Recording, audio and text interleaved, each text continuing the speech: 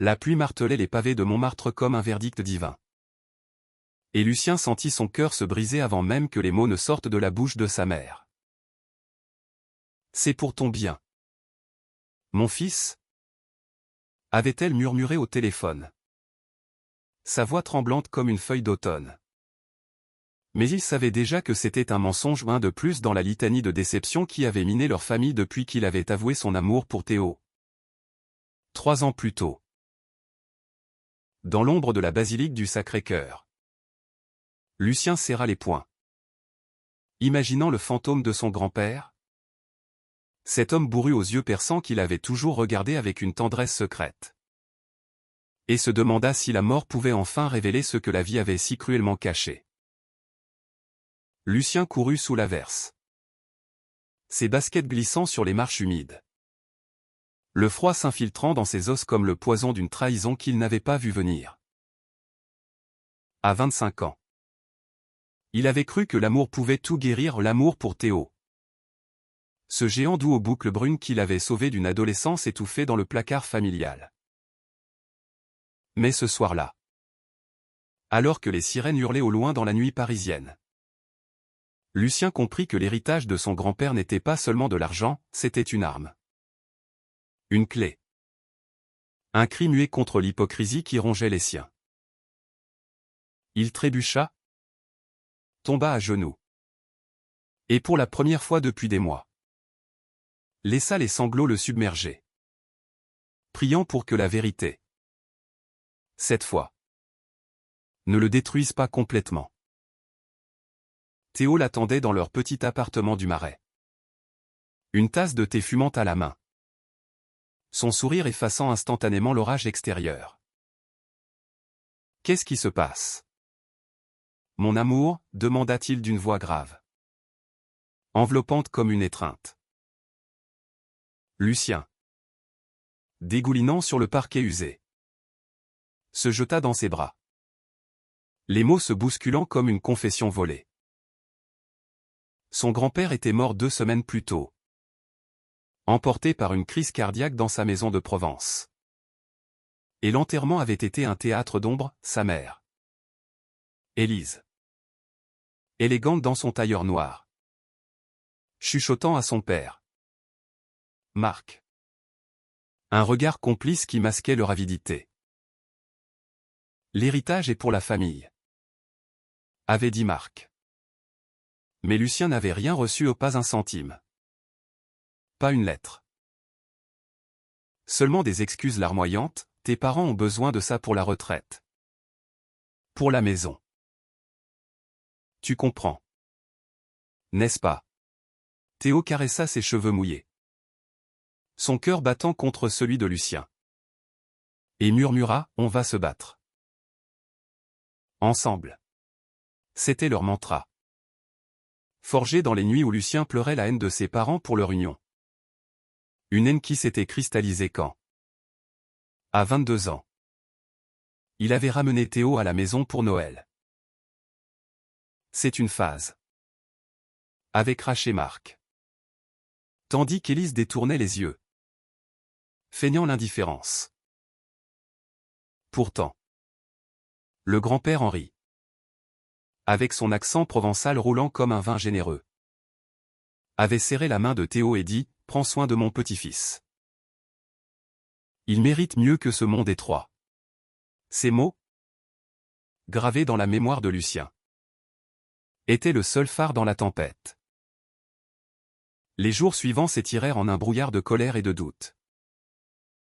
Lucien, graphiste freelance dans une agence du quartier latin, passait ses nuits à fixer le plafond craquelé, revoyant les visites chez grand-père Henri à Aix-en-Provence. L'ancien vigneron, veuf depuis des décennies, avait transformé sa bastide en un sanctuaire de livres jaunis et de bouteilles oubliées. Où Lucien, enfant, avait appris à cueillir les raisins sous un soleil impitoyable. La vie, c'est comme le vin. Mon garçon, ça fermente. Ça aigrit parfois. Mais avec du temps, ça révèle sa profondeur. lui disait Henri. Ses mains calleuses posées sur les épaules frêles de l'adolescent. À l'époque, Lucien n'avait pas encore nommé son secret cette attirance pour les garçons du lycée. Ses rêves fiévreux qui le laissaient tremblant. Mais Henri savait, ses yeux gris, perçants comme des lames, avait toujours su. Lors de la dernière visite, 1 an avant la mort, Henri avait glissé une enveloppe dans la poche de Lucien, « Garde ça pour toi. Et souviens-toi, la famille. C'est pas toujours ceux qui portent le même sang. » Lucien n'avait pas ouvert l'enveloppe peur. Peut-être. Ou simple oubli dans le tourbillon de sa vie avec Théo. Maintenant, elle reposait sur la table de nuit, scellée comme un serment. Théo, lui, était l'encre. À 28 ans. Professeur d'histoire à la Sorbonne. Il avait grandi dans les faubourgs de Lyon. Fils d'immigrés italiens qu'il avait élevé dans l'amour sans question. Mon père m'a dit un jour, Théo, l'amour, c'est pas une mode, c'est un feu. Laisse-le brûler, racontait-il souvent. Ses yeux verts pétillants d'une joie contagieuse. Leur rencontre avait été un coup de foudre dans un café bondé de la rive gauche, Lucien, esquissant des croquis sur une serviette, avait renversé son café sur les chaussures de Théo. C'est le destin qui tâche, avait ri Théo. Et depuis, ils construisaient leur monde à deux, des dîners aux chandelles dans leur cuisine exiguë. Des promenades le long de la Seine où ils se tenaient la main sans crainte, défiant les regards obliques. Mais la famille de Lucien était une ombre persistante. Élise appelait parfois, sa voix mielleuse masquant le reproche, « Quand vas-tu te ranger ?» Lucien, trouver une gentille fille. Marc, plus direct. Envoyait des articles sur les dangers du mode de vie gay. Des relents homophobes drapés de paternalisme. Et maintenant, cet héritage volé, 200 000 €. Murmurait-on dans les couloirs de la banque familiale. Disparu dans les comptes des parents pour rénover la maison de banlieue. Lucien décida d'agir un soir d'octobre, alors que les feuilles rougissaient les boulevards. Avec Théo à ses côtés, il prit le train pour Versailles, où vivaient ses parents dans une pavillon modeste mais prétentieux, entouré de rosiers taillés à la perfection. Le voyage fut silencieux, ponctué de baisers volés dans le wagon vide. Théo chuchotant, « Quelle que soit la vérité, on l'affrontera. Ton grand-père t'aimait tel que tu es. » À l'arrivée, Élise les accueillit avec un sourire forcé. Ses boucles blondes impeccables. Son maquillage impeccable cachant les rides du remords. Lucien. Et Théo. Entrez. Entrez. Marc. Avachi dans son fauteuil. Un journal à la main. Leva à peine les yeux, « Qu'est-ce qui vous amène si tard ?» Lucien posa l'enveloppe sur la table, les mains tremblantes. Le testament. J'ai le droit de le voir. Un silence glacial s'abattit, brisé seulement par le tic-tac de l'horloge. Élise pâlit. Marc se redressa, son visage rougissant comme un vin tourné. C'est réglé. Fiston. Ton grand-père voulait que ça reste en famille. Mais Lucien insista. Et après une heure de négociation tendue, où les accusations fusèrent comme des éclairs, « Vous nous détestez parce qu'on s'aime », cria Lucien. Tandis que Théo le retenait doucement. Ils cédèrent. Le notaire fut appelé le lendemain, dans un bureau lambrissé du centre-ville. C'est là, sous le regard impassible d'un huissier bedonnant, que la vérité éclata comme une grenade. Le testament d'Henri. Rédigé 6 mois plus tôt. Stipulé noir sur blanc, à mon petit-fils Lucien. Que j'ai vu grandir en homme libre et courageux. Je lègue la totalité de mes biens à la Bastide. Les vignes. Et la somme accumulée au car il est le seul à porter en lui l'esprit de cette famille, l'authenticité. L'amour s'enchaîne. Ses parents. Élise et Marc. Ont déjà reçu leur part en vie, qu'ils n'osent plus toucher à ce qui est sien. Les mots dansèrent devant les yeux de Lucien. Un sanglot montant dans sa gorge. Théo pressa sa main sous la table. Ses doigts chauds comme une promesse. Élise éclata en larmes. Marc balbutia des excuses maladroites, on voulait juste protéger l'argent. Pour toi. Plus tard. Mais Lucien vit clair, c'était la peur. La honte de son orientation qui les avait poussés à ce vol mesquin. Croyant qu'ils ne méritaient pas l'héritage d'un vrai homme. Grand-père savait. Murmura Lucien. La voix brisée par l'émotion. Il m'a vu. Vraiment vu.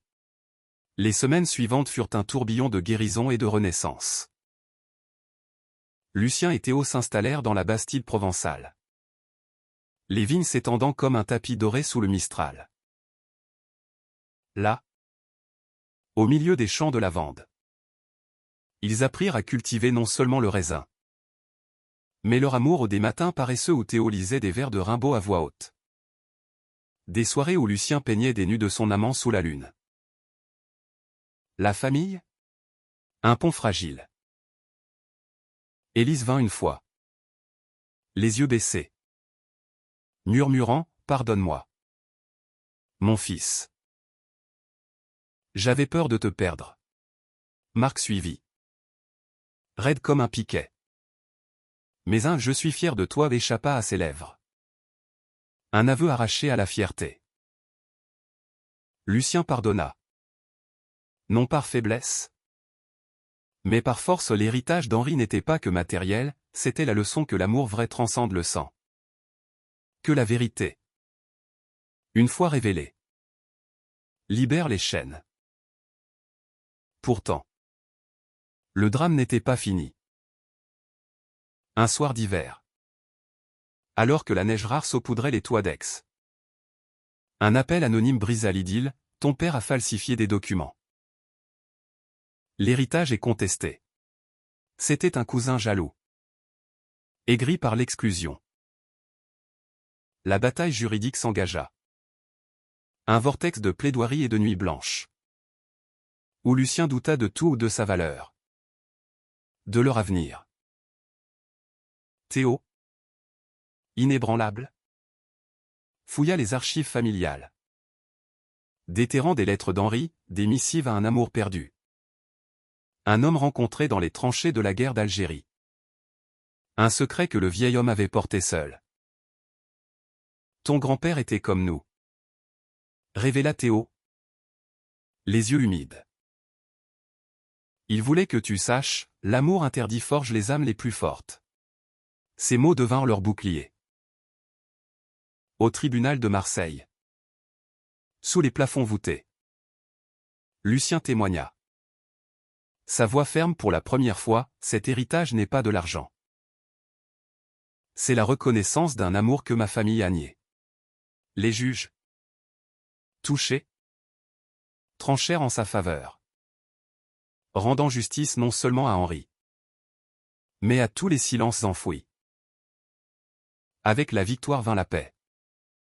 Mais aussi une révélation plus profonde. Lucien organisa une vendange ouverte. Invitant la communauté LGBT de Provence des jeunes en fleurs. Des anciens marqués par les luttes passées. Théo prononça un toast sous les étoiles, à Henri. À l'amour qui défie les testaments et les préjugés. Élise et Marc étaient là. Au bord du champ. Leur visage adouci par le vin et le temps. Lucien s'approcha d'eux. Théo à ses côtés. Et dit simplement, venez. Partageons ça. Ce fut le début d'une réconciliation lente. Tisser de conversations au coin du feu. Où Marc avoua sa propre jeunesse tourmentée. Élise ses regrets maternels. L'amour de Lucien et Théo. Ce feu que rien n'avait éteint. Devint le pont vers une famille recomposée, imparfaite, humaine, mais vraie. Années plus tard. Alors que les vignes portaient les fruits d'un millésime exceptionnel. Lucien et Théo se marièrent dans la cour de la Bastide. Entourés d'amis et de la famille élargie. Le soleil couchant peignait le ciel en or. Et Lucien, uni à son époux par un baiser salé de larmes joyeuses, murmura, « La vérité nous a libérés. » Car au fond, l'héritage n'était pas dans les euros ou les terres, mais dans le courage d'aimer sans peur. Dans la promesse que chaque testament caché porte en lui une lumière pour ceux qui osent la chercher. Les ombres du passé s'allongeaient encore sur la Bastide. Comme si Henri refusait de reposer en pétant que ses secrets n'étaient pas pleinement exhumés. Lucien, éveillé par un cauchemar où son père le chassait des vignes avec une faux rouillée, se leva pour arpenter les couloirs d'allées. La lune filtrant à travers les volets mi-clos. Théo dormait profondément. Son torse nu se soulevant au rythme d'un sommeil innocent. Mais Lucien ne pouvait chasser l'angoisse qui lui nouait l'estomac. La victoire au tribunal n'avait pas effacé les cicatrices, elle les avait seulement mises à nu. Forçant Lucien à confronter non seulement la trahison de ses parents, mais la sienne propre, cette complaisance muette face à leur rejet. Ces années où il avait minimisé son amour pour Théo pour préserver une paix illusoire. Pourquoi est-ce si dur de guérir, se demanda-t-il. S'arrêtant devant un portrait jauni d'Henri. Jeune soldat aux lèvres serrées. Un regard qui semblait le transpercer. Le matin apporta une trêve fragile. Théo, sentant le trouble de son amant, prépara un petit déjeuner provençal aux tartines de pain frais beurré, confiture de figues maison, et un café noir comme l'humeur de Lucien.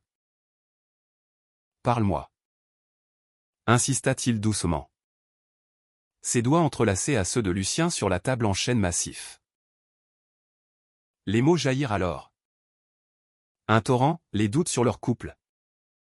La peur que l'héritage ne les change. Les échos de l'homophobie parentale qui résonnaient encore dans ses rêves. Théo écouta sans interrompre. Son visage grave mais tendre.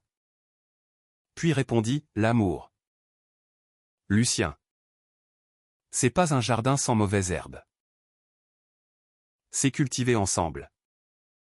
Arracher ce qui pourrit. Ils passèrent la journée dans les vignes. Main dans la terre. Arrachant les sarments secs sous un ciel d'azur implacable. Le travail physique apaisa Lucien. Le reliant à Henri d'une façon viscérale, sentir la sève sous ses ongles. C'était toucher l'âme du vieil homme, qui avait labouré ses terres avec la même rage que Lucien mettait désormais à revendiquer sa place. Mais la paix fut de courte durée. Une lettre arriva par courrier. Cachetée d'un sceau notarial, une contestation subsidiaire du cousin Paul. Un avorton aigri de la branche bordelaise de la famille, qui prétendait que Henri avait promis des parts à ses enfants illégitimes. C'est du chantage pur. Grogna Théo en lisant le document. Ses yeux verts flamboyants de colère. Paul, que Lucien n'avait vu qu'à des enterrements distants, était un parasite, divorcé 3 fois. Endetté jusqu'au cou. Il voyait dans l'héritage une bouée de sauvetage. La nouvelle plongea Lucien dans une spirale d'anxiété, il imaginait Paul débarquant avec des faux papiers, ravissant la Bastide qu'il venait à peine de faire sienne. Et si on perd tout, confia-t-il à Théo lors d'une promenade nocturne le long du canal de Craponne. Les étoiles scintillant comme des témoins indifférents. Théo s'arrêta. Le pris par les épaules, on a déjà gagné le plus important, nous. Le reste, on le défendra. Leur baiser. Là sous les platanes centenaires. Fut un serment renouvelé. chargé d'une passion qui balayait les ombres. La bataille s'intensifia au printemps, quand les amandiers fleurirent en un nuage blanc et fragile. Lucien engagea un avocat lyonnais. Une femme acérée nommée Claire, qui flairait le bluff à des kilomètres. Paul n'a rien, assura-t-elle lors de leur première réunion dans un café enfumé d'Aix. Henri était méticuleux, chaque clause est blindée. Pourtant, les audiences furent un calvaire émotionnel. Paul se présenta au tribunal. Un homme voûté aux yeux fuyants, accompagné d'une ribambelle d'avocats mercenaires. Il dépeignit Henri comme un patriarche capricieux. Niant l'amour du vieil homme pour Lucien, mon oncle favorisait ce garçon, au détriment de la vraie famille. Le mot garçon claqua comme une gifle, ravivant les insultes de Marc. Lucien, assis au banc des témoins, sentit la bile monter. Théo, à ses côtés, serra sa main si fort que les jointures blanchirent. Quand vint son tour de parler, Lucien se leva, la voix chevrotante au début, puis ferme. Grand-père m'a choisi parce qu'il voyait en moi ce qu'il avait lui-même caché, un amour pur, interdit par ceux qui se disent gardiens de la morale. Cet héritage est son témoignage, pas un caprice. La salle retint son souffle, même Paul baissa les yeux, vaincu par la vérité brute. La sentence tomba un après-midi d'avril, sous une pluie battante qui lavait les péchés de Provence. La Bastide était sauvée. Paul renvoyé à ses chimères. Lucien et Théo célébrèrent modestement un pique-nique dans les vignes. Du pain, du fromage et un vin millésimé d'Henri. Mais la victoire amena une introspection plus profonde. Lucien fouilla les greniers de la Bastide, déterrant des carnets jaunis, les confessions d'Henri sur son amant de guerre. Un certain Jacques, perdu au champ d'honneur. J'ai aimé en silence, pour survivre, écrivait-il. Ne fais pas comme moi, Lucien. Crie ton amour au monde. Ces lignes devinrent le fil rouge de leur vie. Lucien lança un festival annuel dans la Bastide. Vigne arc-en-ciel. Un hommage aux amours LGBTQ+ de Provence, où artistes et militants se réunissaient pour des lectures, des danses, des vins partagés. Théo organisa des ateliers historiques, racontant les histoires oubliées des homosexuels dans l'histoire française de Verlaine à Cocteau. Pourtant, les relations familiales restaient un terrain miné. Élise visita à nouveau, apportant une tarte aux pommes maison, ses mains tremblantes sur le plat. Je lisais tes articles sur le festival, dit-elle timidement. C'est beau, ce que tu fais, Lucien. Touché malgré lui, l'invita à rester pour dîner. Théo, magnanime, servit le vin avec grâce. Et pour la première fois, la conversation glissa vers l'aveu. Élise pleura, confessant sa jeunesse réprimée dans une famille catholique rigide, où l'amour était un devoir, pas une joie. J'ai eu peur pour toi, parce que j'avais peur pour moi. Marc arriva plus tard, lors d'une vendange. Et bien que ces mots fussent maladroits, félicitations pour le procès. Il aida à porter les caisses, son dos courbé sous le poids des regrets. Petit à petit, des ponts se tendirent, un appel hebdomadaire. Une carte d'anniversaire pour Théo signée papa et maman. Ce n'était pas parfait, mais c'était humain, un chemin vers l'acceptation, pavé de pardon et de temps. Au cœur de l'été, une tempête frappa la Provence, arrachant des vignes et inondant les caves. Lucien et Théo luttèrent côte à côte. Boueux et épuisés. Sauvant ce qu'ils pouvaient. Dans la tourmente. Alors que le tonnerre grondait comme la colère d'Henri.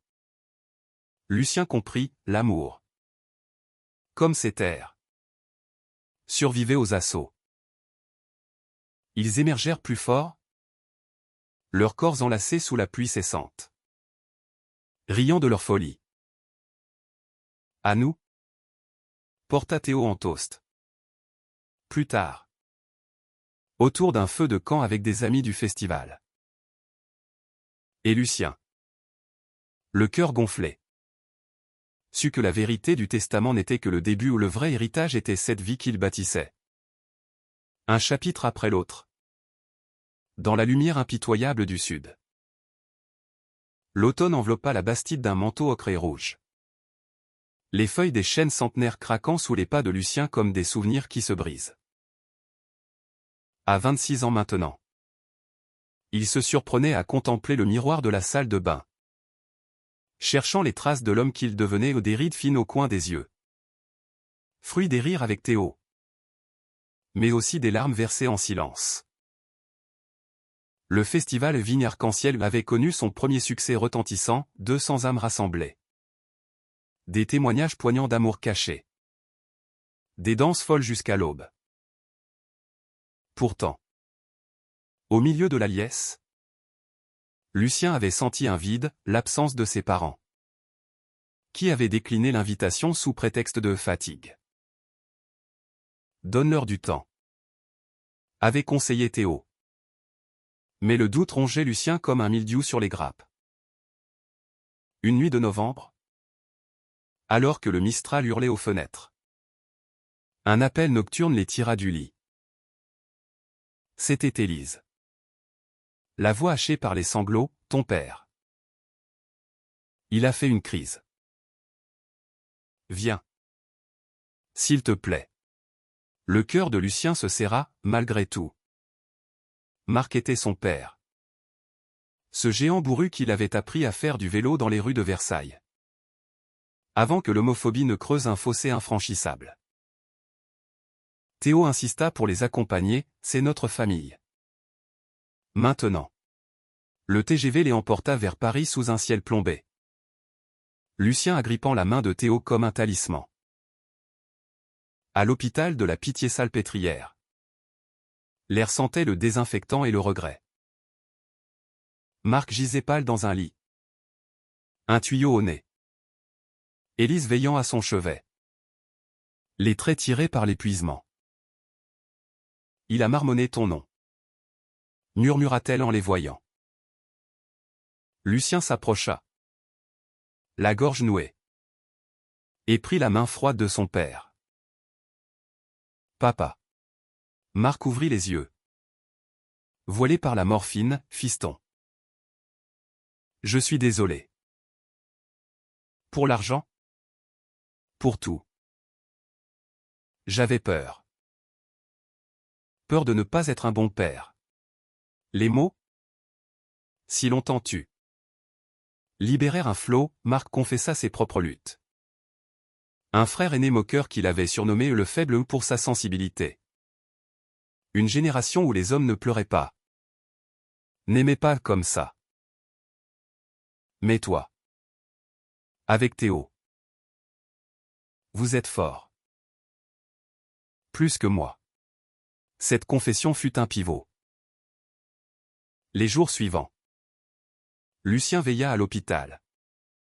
Alternant avec Élise. Tandis que Théo rentrait à la Bastide gérer les vignes. Des conversations naquirent dans la pénombre des couloirs, Élise raconta ses jeunes années à l'université. Un flirt avorté avec une camarade de chambre. Étouffé par la honte sociale. J'ai voulu te protéger de ça. En te poussant vers la normalité. Lucien l'écouta. Le cœur serré. Et pour la première fois.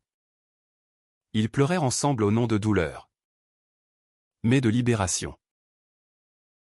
Marc se rétablit lentement. Et quand il quitta l'hôpital, Il insista pour une visite à la Bastide.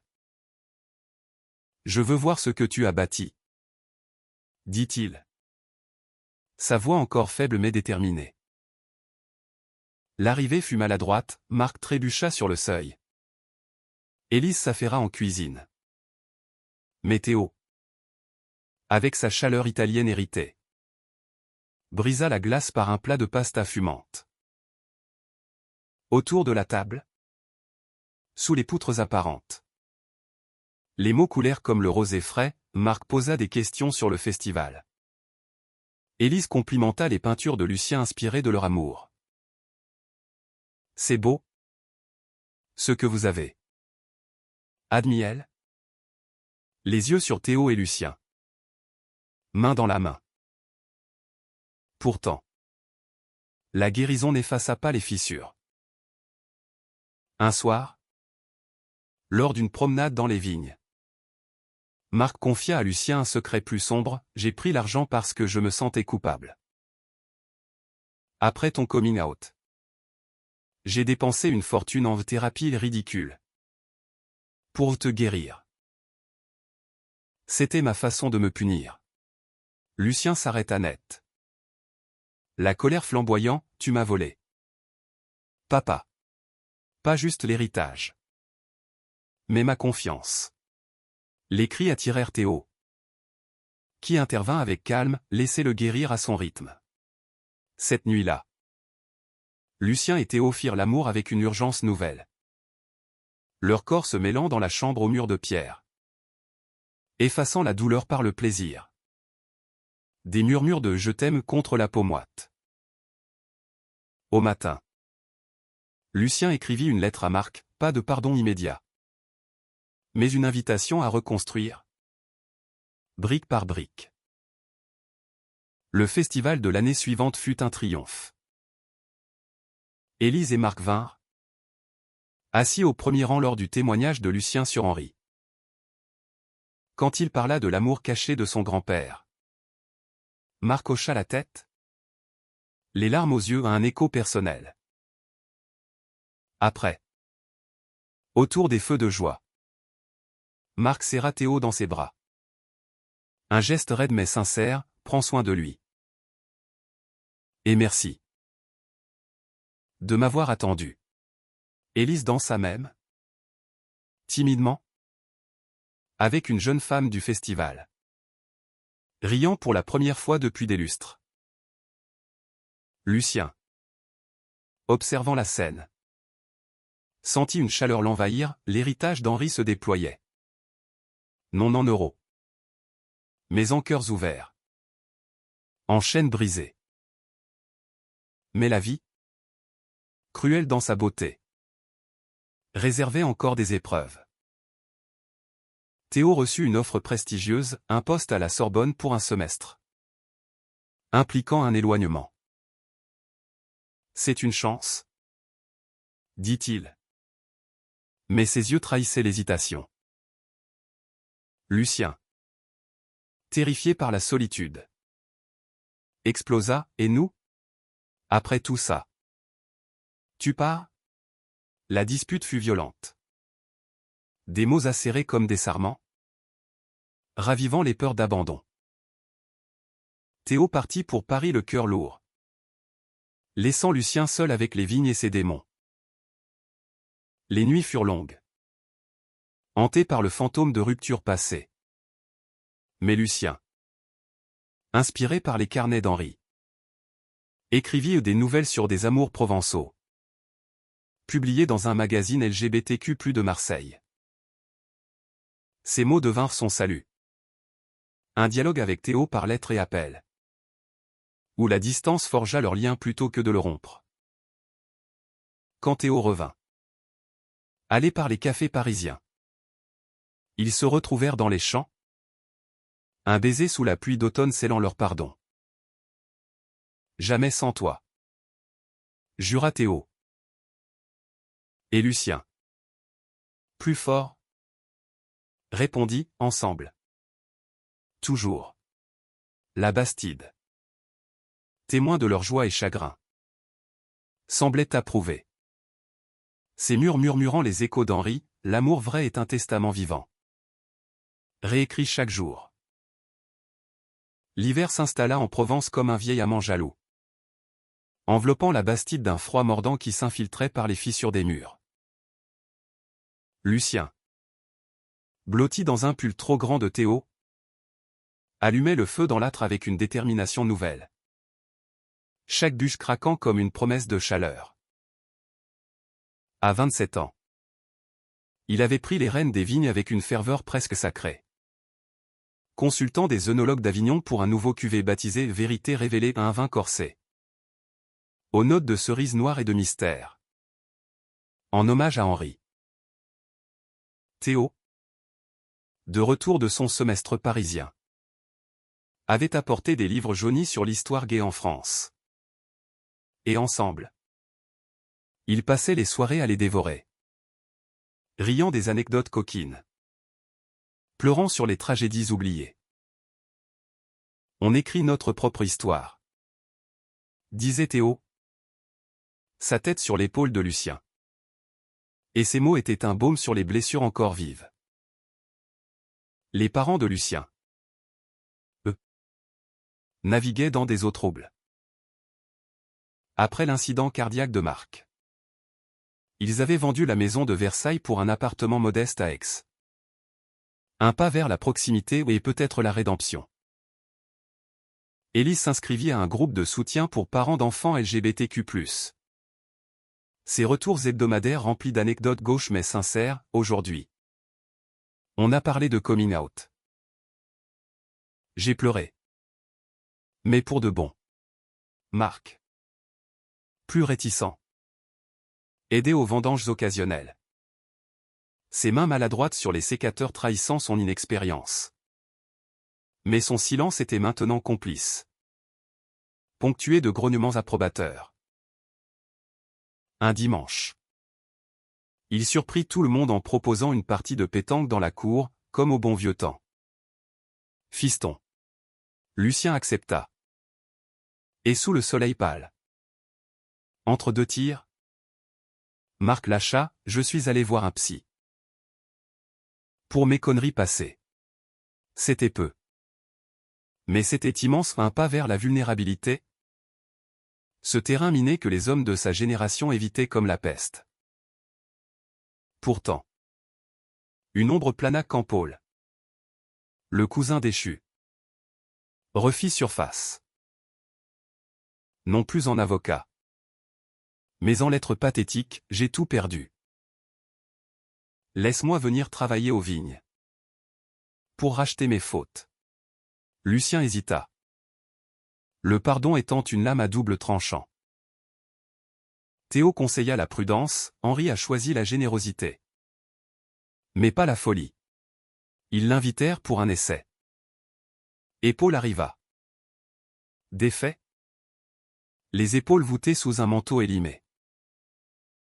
Ses premiers jours furent laborieux, il trébucha sur les rangs.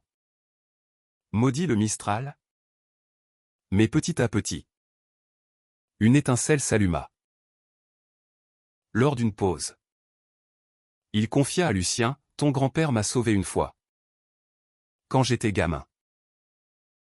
Il m'a donné de l'argent pour m'enfuir d'un père violent. J'ai été ingrat. Ces mots humanisèrent Paul, transformant l'ennemi en un frère égaré. Il resta, apprenant le métier, et devint un allié inattendu au festival, racontant son propre coming out tardif à 50 ans. L'amour de Lucien et Théo, lui, fleurissait en secret.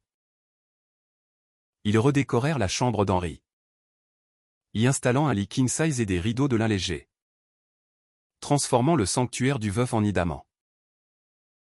Les nuits étaient un feu doux, Théo traçant des cartes sur le dos de Lucien avec ses lèvres, murmurant des poèmes en italien appris pour l'occasion.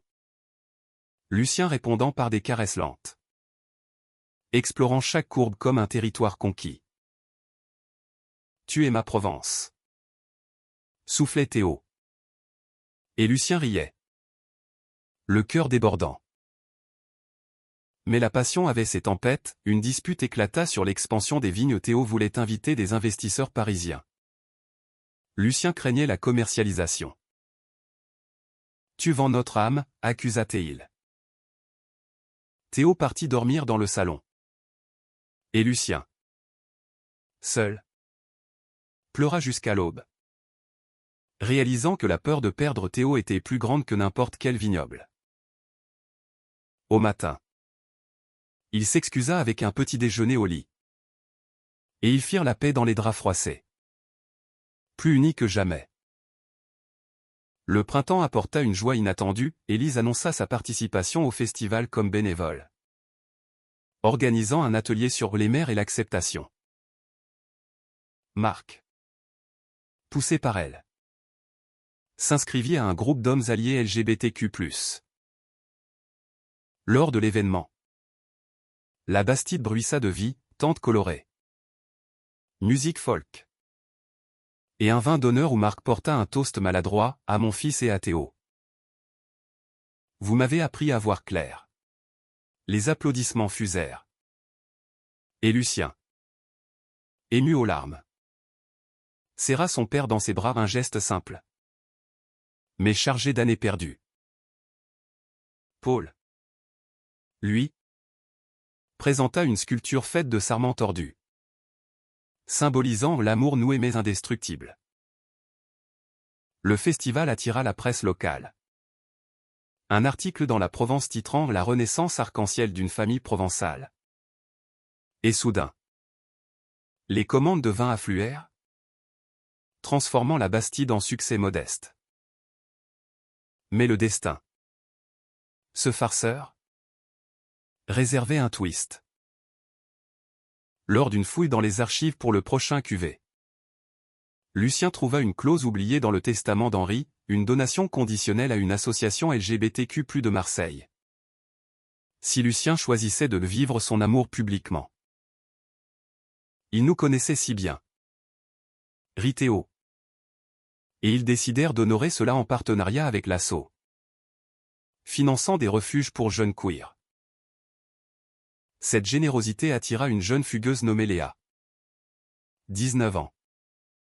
Aux cheveux teints en bleu et au regard hanté. Elle arriva un soir de pluie. Frappant à la porte, j'ai lu l'article. Mes parents m'ont jeté dehors.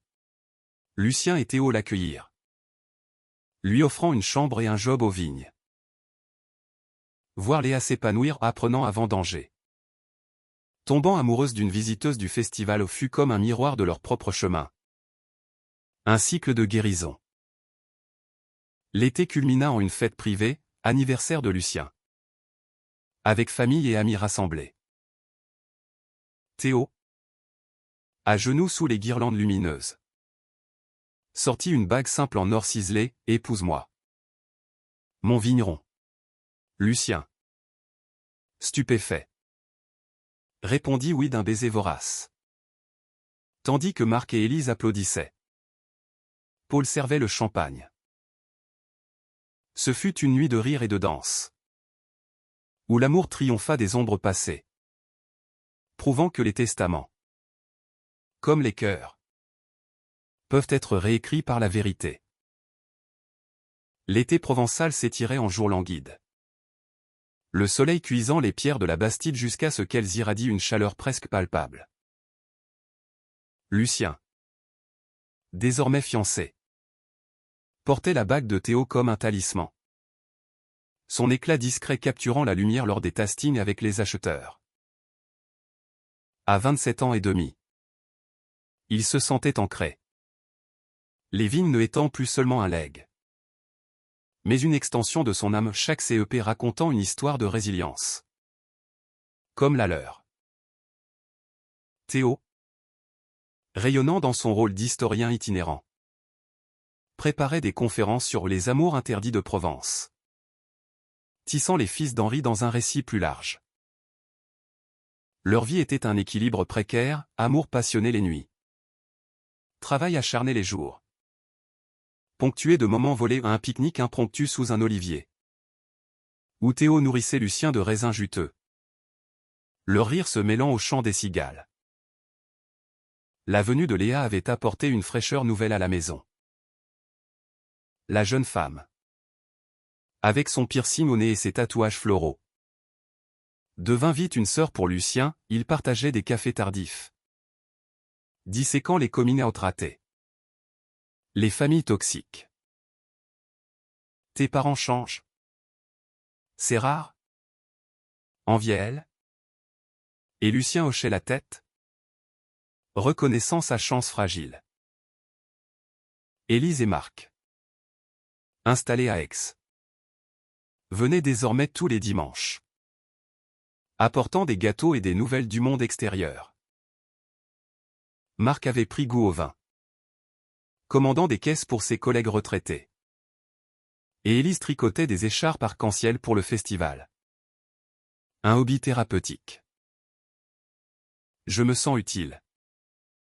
Confiait-elle à Lucien lors d'une balade dans les champs. Mais sous la surface.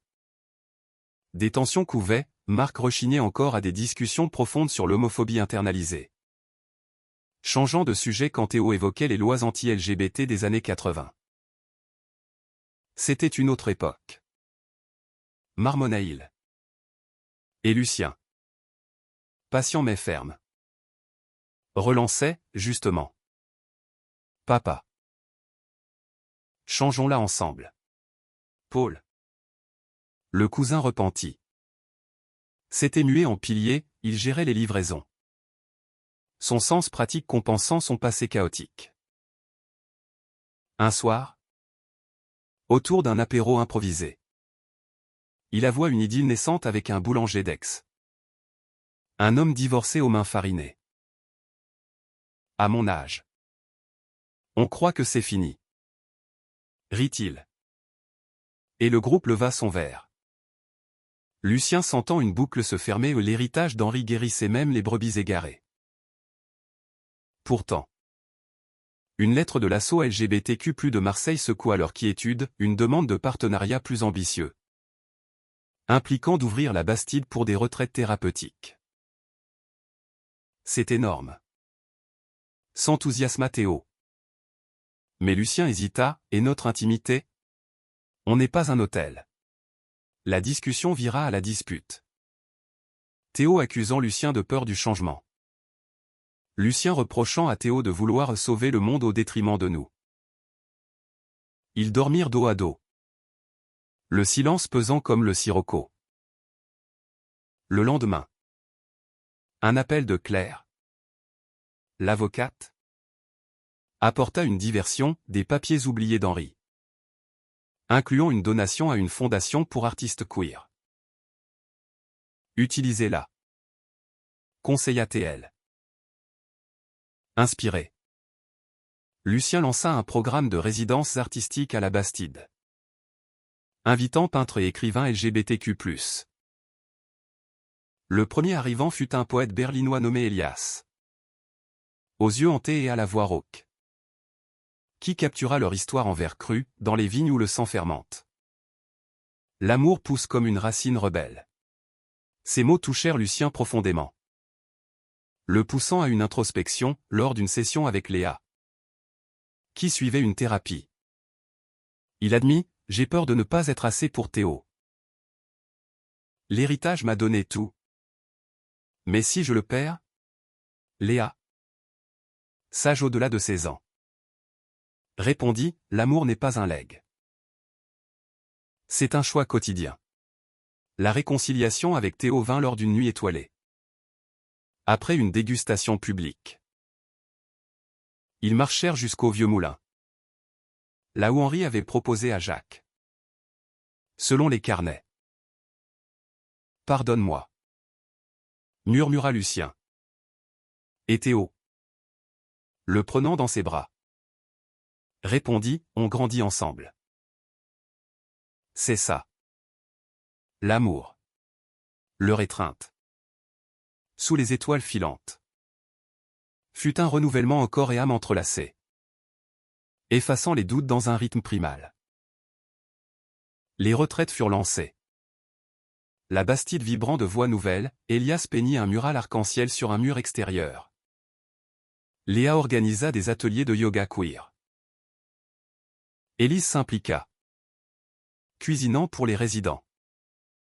Et Marc, à sa surprise, aima les discussions du soir, partageant ses souvenirs de jeunesse ouvrière, où l'amitié masculine frôlait l'amour sans nom. Mais un orage frappa en septembre, une critique acerbe dans un journal marseillais accusa le festival d'être commercial. Pas authentique. Ils disent qu'on exploite l'héritage pour du tourisme gay. Raja Lucien. Théo, pragmatique, proposa une réponse publique, un live sur les réseaux, où ils racontèrent leur vérité brute, la trahison. Le procès. Les nuits de larmes. La vidéo vira, touchant des milliers. Et les excuses affluèrent, renforçant leur communauté.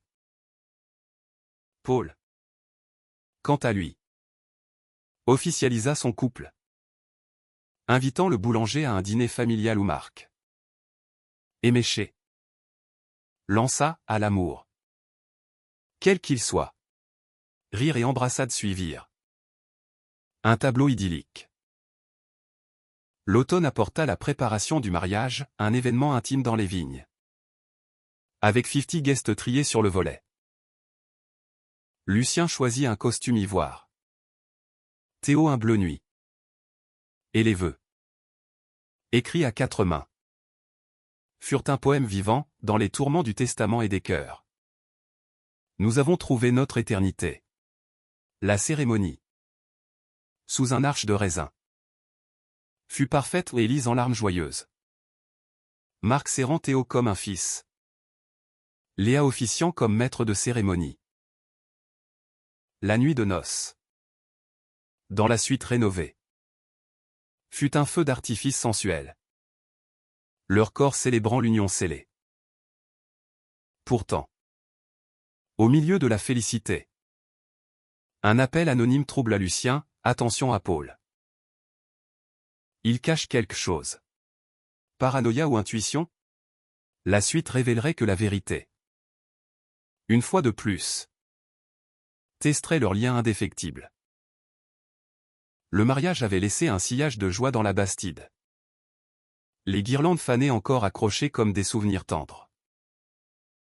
Lucien et Théo, mariés depuis un mois, naviguaient dans cette nouvelle phase avec une tendresse accrue au des matins où Théo préparait le café en chantonnant des airs de Gainsbourg. Lucien esquissant des portraits de son époux endormi. À 28 ans, Lucien se sentait complet. Les vignes prospérant sous un millésime prometteur. Le programme de résidence attirant des talents du monde entier. Elias, le poète berlinois, était resté pour l'hiver, écrivant un recueil inspiré de leur histoire. Tandis que Léa, épanouie avec sa compagne, gérait les ateliers avec une énergie contagieuse. Mais l'appel anonyme pesait comme une épine. Paul, qu'est-ce qu'il pourrait cacher, se demanda Lucien lors d'un dîner avec Théo. Les flammes de la cheminée dansant sur leur visage. Théo haussa les épaules, peut-être une ex-femme qui réclame. Oublie ça. Pourtant, l'instinct poussa Lucien à fouiller discrètement, un soir. En rangeant le bureau de Paul, il trouva des factures impayées. Et pire, une lettre d'un avocat bordelais menaçant de poursuite pour détournement d'héritage mineur. Le cœur battant, Lucien confronta Paul le lendemain. Dans la cave au fût sombre. C'est du passé. Balbutia Paul. Le visage blême. J'ai un fils. Caché. Il veut sa part du legs familial. J'ai pas osé te dire. De peur que tu me jettes. La révélation frappa Lucien comme un coup de vent, un neveu inconnu. Fruit d'une liaison adolescente. Réclamant ce que Henri avait légué à lui seul. Pourquoi moi? Pourquoi pas Marc? Demanda-t-il. Blessé. Paul baissa les yeux, Parce que tu es le bon. Lucien. Henri t'a choisi pour ça. Théo. Apprenant la nouvelle. Réagit avec sa sagesse coutumière, c'est une chance de clore le cercle. Contactons le garçon. Ils le firent. Et le fils de Paul. Un jeune de 20 ans nommé Julien. Arriva une semaine plus tard grand. Timide. Avec les yeux gris d'Henri. Il était hétéro. Barista à Bordeaux. Mais curieux de ses racines queer. Mon père m'a abandonné pour vous protéger. Dit-il amèrement lors du dîner. Les conversations s'enchaînèrent. Julien aidant aux vendanges. Apprenant l'histoire de la Bastide. Lucien vit en lui un reflet de son propre passé rejeté. Cherchant sa place. L'héritage n'est pas que sang. Lui dit-il un soir. Partageant du vin au clair de lune. Julien hocha la tête. Et petit à petit, il s'intégra. Même flirtant innocemment avec Léa lors du festival hivernal. Les parents de Lucien, eux, avançaient à pas de géant. Élise lança un blog anonyme sur le soutien parental. Ses posts touchant des mères en deuil de leur enfant perdu. Marc, inspiré, rejoignit un club d'alliés seniors à Aix. Où des papas comme lui discutaient de coming out tardif. Lors d'une visite, il offrit à Lucien une vieille photo, lui jeune. Bras dessus bras dessous avec un ami d'université. Un regard complice. C'était plus que de l'amitié. Avoua-t-il. J'ai fui ça toute ma vie. Toi. Tu l'as embrassé. Lucien. Ému. Rangea la photo près des carnets d'Henri, un legs de vérité générationnelle. Mais la joie fut tempérée par une nouvelle épreuve, une maladie rare toucha les vignes. Un phylloxéra mutant menaçant tout. Les nuits blanches succédèrent. Lucien et Théo consultant des experts. Injectant des fonds du legs. Si on perd ça, murmura Lucien. Épuisé. Théo. Le serrant fort, on a survécu à pire. Rappelle-toi le testament. Ils luttèrent. Avec l'aide de Paul et Julien. Et au printemps, les vignes reprirent vie. Plus robustes. Cette victoire inspira un nouveau cuvée, Résilience.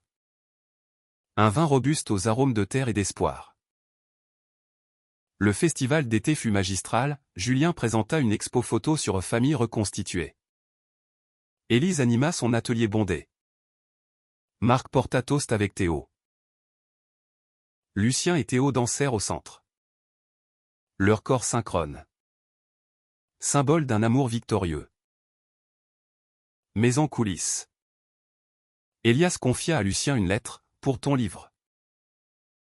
Henri m'a inspiré. C'était le début d'un projet à transformer les carnets en romans graphiques. Une catharsis publique. L'automne apporta une grossesse surprise pour le couple de Léa, on veut que tu sois le parrain. Dirent-elles. Lucien. Honoré. Accepta. Imaginant un futur où leur cercle s'élargissait. Avec Théo, ils parlèrent adoption. Un rêve caressé en secret. Notre famille grandit. Dit Théo. Et Lucien. Le cœur plein. Sut que la vérité d'Henri vivait en eux un amour expansif. Infini. L'hiver revint avec une douceur inhabituelle. La Provence enveloppée d'un brouillard laiteux qui adoucissait les contours des vignes nues. Lucien et Théo. Dans la chaleur de leur lit. Planifiaient l'adoption avec une excitation mêlée d'appréhension ou des visites à l'agence de Marseille. Des formations sur la parentalité queer. À 29 ans. Lucien se voyait déjà père. Élevant un enfant dans l'ombre bienveillante d'Henri. Enseignant que l'amour n'a pas de genre. Théo. Pragmatique. Compilait des dossiers. Mais ses yeux verts brillaient d'un espoir pur. On sera parfait. Murmurait-il. Et Lucien croyait. Fort de leur odyssée. Julien s'était installé définitivement, transformant une grange en atelier photo. Son talent capturant l'âme de la Bastide au portrait de Paul et son boulanger enlacé. Élise tricotant sous un olivier. Marc taillant les rosiers avec une concentration presque zen.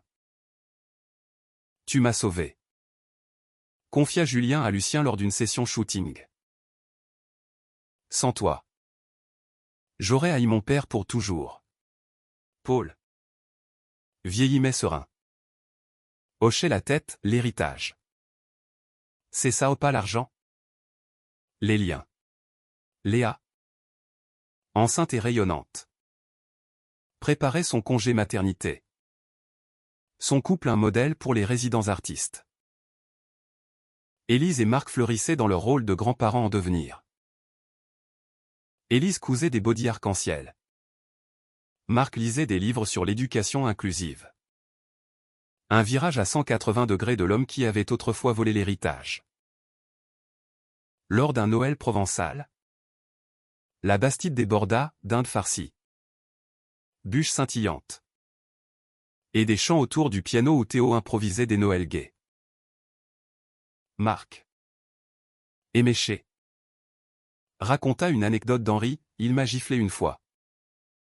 Pour une bêtise. La famille protège. Pas vol? A-t-il dit. J'ai pas écouté. Rire et pardon coulèrent. Un baume familial. Le projet du roman graphique avança, Lucien illustra les carnets d'Henri. Théo rédigea le texte. Elias contribua des poèmes. Intitulé Le Testament caché. Il fut précommandé avant publication, touchant un public avide de récits authentiques. Mais une critique interne surgit, l'éditeur suggéra d'adoucir les passages sur l'homophobie de Marc. Non. Trancha Lucien. C'est la vérité. Cru. Théo soutint, ça rend le pardon plus puissant. Le livre sortit tel quel.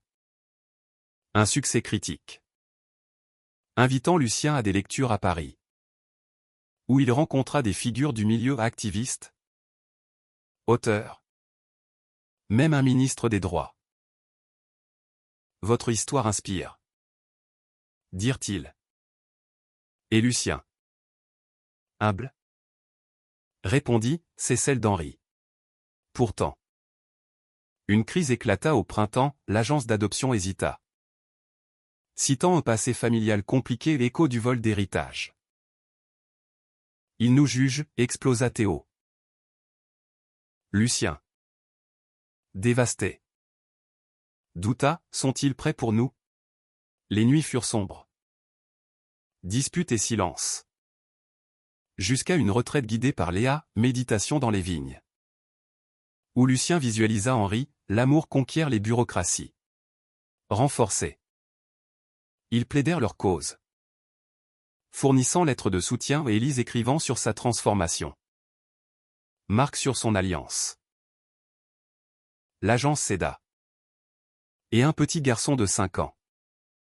Mathéo. Entra dans leur vie timide. Aux boucles brunes comme Théo. Yeux curieux comme Lucien.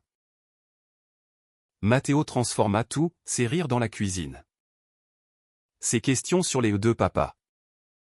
Ses premiers pas dans les vignes. Élise devint grand-mère gâteau. Marc un conteur bourru d'histoires provençales. Julien captura les moments en photo. Paul construisit un balançoire. Le festival devint familial. Mathéo courant entre les tentes. Apprenant l'amour d'hiver. Mais une dernière ombre, une maladie frappa Marc. Un cancer lent. J'ai eu une belle vie. dit-il lors de la chimio.